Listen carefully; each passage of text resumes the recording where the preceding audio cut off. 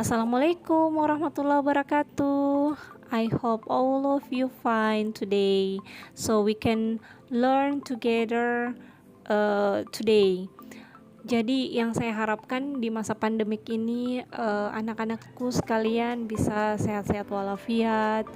uh, jadi bisa ikut pelajaran hari ini dan pandemik ini bisa cepat segera berlalu agar kita bisa ketemu di sekolah, belajar di kelas kembali. Oke, dalam kehidupan sehari-hari pastinya kita sering menemukan produk dari functional text ya, seperti iklan, pengumuman, dan lainnya. Dalam bahasa Inggris terdapat functional text yang sering dipakai dan ditemui, yaitu pengumuman, atau bahasa Inggrisnya ya announcement. Pada kesempatan kali ini, kita akan membahas tentang announcement. Mari kita simak penjelasannya. Oke, check it out. Nah, sebelum kita masuk ke materinya, intinya kita membahas dulu tentang tujuan pembelajaran kita pada hari ini. Yaitu yang pertama, mengidentifikasi istilah khusus terkait dengan jenis pemberitahuannya, mengidentifikasi ungkapan dan kosakata yang lazim. Oke, yang ketiga, mengidentifikasi persamaan dan perbedaan fungsi sosial, struktur teks, dan unsur kebahasaannya.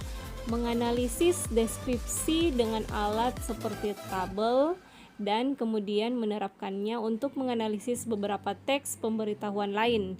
Membuat teks pemberitahuan atau announcement untuk kelas atau teman. Nah, untuk kali ini kita akan membahas tentang pengertian, tujuan, jenis, generic structure, dan contohnya dalam bahasa Inggris. Oke, yang pertama adalah pengertian announcement. Apa sih sebenarnya announcement? Announcement adalah pernyataan atau pemberitahuan resmi dalam bentuk lisan atau tulis yang berisi sesuatu untuk diketahui oleh semua orang. Namun, tidak semua orang yang mendengar atau membaca pengumuman tersebut berkepentingan atas pengumuman tersebut. Pengumuman dapat kita dengar atau baca di mana saja, misalnya pengumuman lisan di sekolah atau di tempat-tempat umum, sedangkan pengumuman tertulis dapat kita baca di papan pengumuman, di majalah, dan di koran.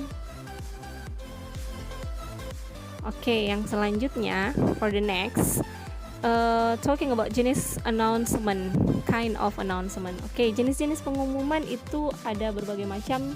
Ada pengumuman orang hilang, berita duka, berita pernikahan, ulang tahun, peresmian, dan kelahiran. Pengumuman pemenangan, lowongan pekerjaan, iklan, laporan kegiatan atau acara, pemberitahuan, atau juga himbauan dari pemerintah. Nah, semua itu mencakup jenis-jenis dari pengumuman atau announcement. Okay, for the next is talking about bagian-bagian announcement. Nah, di bagian-bagian announcement ini ada 4. Yang pertama, judul atau jenis kejadian. The title or type of event. Jadi berbicara dari judulnya dulu apa. Kemudian yang kedua ada tanggal dan waktu, or date and time. Ini penting ya. Jadi kalau kita mau mengumumkan sesuatu itu pasti ada tanggal dan waktunya. Kemudian yang selanjutnya ada tempat or place. Ini juga penting. Nanti orang mau datang kemana kalau umpamanya ulang tahun atau pernikahan, itu penting. Dan yang keempat adalah orang atau alamat yang dapat dihubungi. Kontak person atau address. Okay. For the next. Oke, selanjutnya itu adalah tujuan pengumuman atau purpose of the announcement. The purpose is to inform the announcement text information about the event, job vacancies, new enrollment, new admissions, and so on. Jadi tujuan announcement text ini adalah untuk memberitahukan informasi Jadi memberi informasi tentang sebuah acara, lowongan pekerjaan, penerimaan murid baru, penerimaan mahasiswa baru, dan sebagainya dengan memberikan informasi yang berbentuk formal kepada masyarakat umum atau masyarakat tertentu. So to give a formal written notice of certain events. Nah, ini bagian yang terpenting, generic structure announcement. Jadi, yang ini adalah struktur dari pengumuman. Jadi yang pertama itu ada title, dan yang kedua ada, for the second is explanation. First, title adalah bagian yang paling penting karena memiliki isi keseluruhan dari pengumuman tersebut. Meski begitu, kadang tidak disebutkan dengan jelas. Nah, yang kedua adalah explanation. Di sini itu kita menjelaskan lebih lanjut tentang pengumuman tersebut. Biasanya terdiri dari informasi dasar yang mencakup jenis kegiatan, waktu, tempat, dan partisipannya. Oke, for the last, saya akan memberikan beberapa contoh pengumuman. Yang pertama di sini adalah pengumuman orang hilang.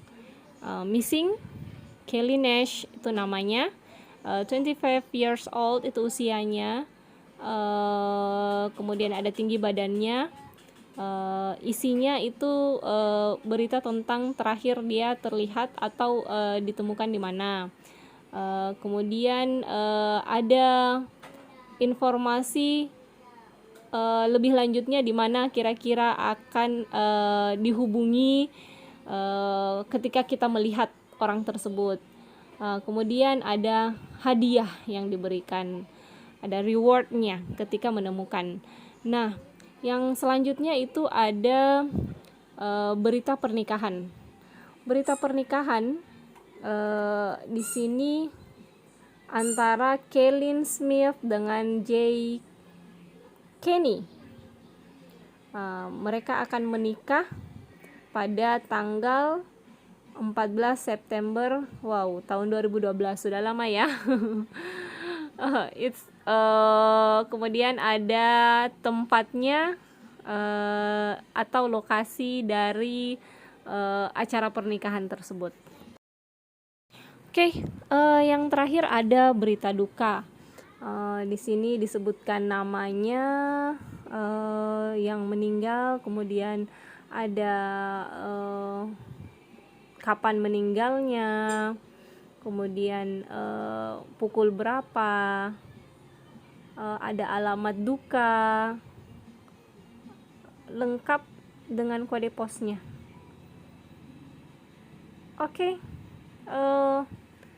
Itu ada beberapa contoh berita duka, berita pernikahan, pengumuman pernikahan, kemudian tadi pengumuman orang hilang.